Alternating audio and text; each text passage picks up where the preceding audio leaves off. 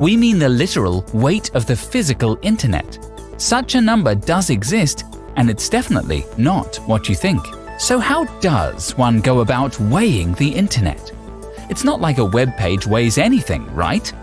Wrong. Remember, every single thing that exists on the net, every site, video, document, file, email, comment, and keystroke consists of data.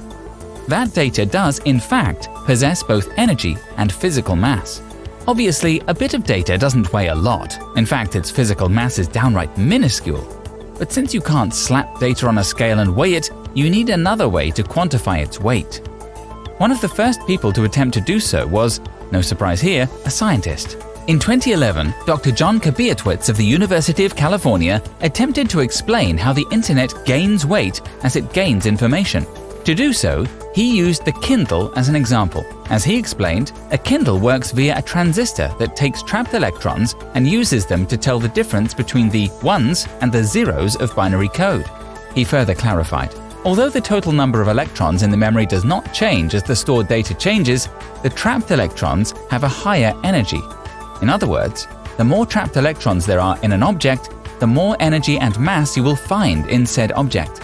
With that in mind, Kabiertwitz estimated each bit of data to weigh roughly 0.000000000000000002 grams.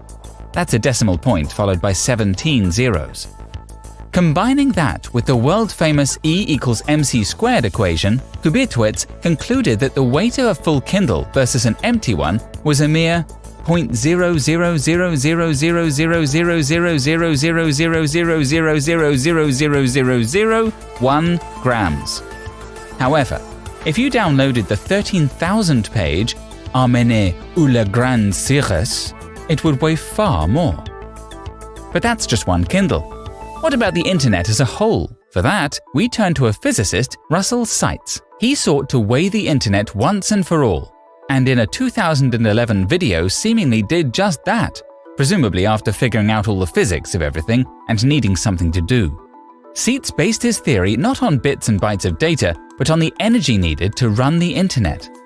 It's a fact that server networks power the net, and those servers run on wattage. Seitz estimated that 100 million servers turned the internet into the lean, mean, overly opinionated troll machine that it is today. Each server operates at anywhere from 350 to 500 watts. Allowing that different servers utilize different wattage amounts, Seitz estimated that it takes 40 billion watts in total to power the internet.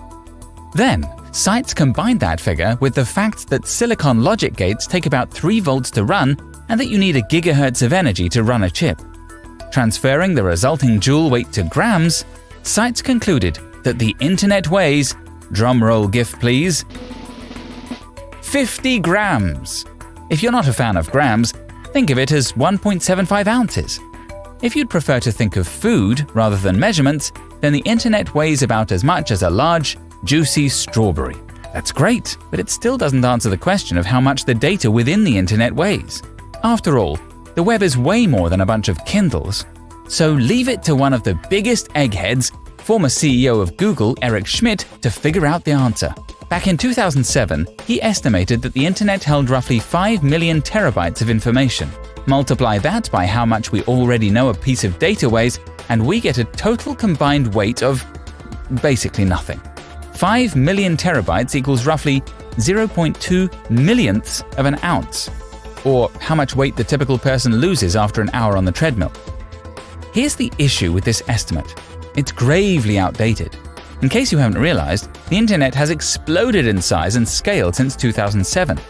By some estimates, the size of the information inside doubles every 5 years. Other studies, meanwhile, have concluded that around 90% of internet data didn't exist just 2 years ago. As incredible as Mr. Schmidt's math was in 2007, in 2020, it's as outdated as Hotmail, MySpace, and the phrase information superhighway. So how to definitively weigh something that's gaining weight at breakneck speed? The world probably uploaded at least a terabyte of information while you were busy watching this video. How could any aspiring internet weigher possibly keep up? The answer might be to calculate based on how big it can get. According to the Cisco Visual Networking Index Initiative, the internet does have a limit on how much data it can hold. That limit, around 2 zettabytes per year. A zettabyte, by the way, is a billion terabytes.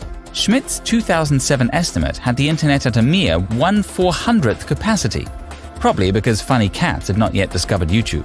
So let's weigh the internet based on its estimated storage ceiling. 2 zettabytes of information times 40,000 electrons in a bit, and factoring in how an electron weighs 9.1 times 10 to the power of -31 kilograms equals a total combined internet weight of 5 ounces.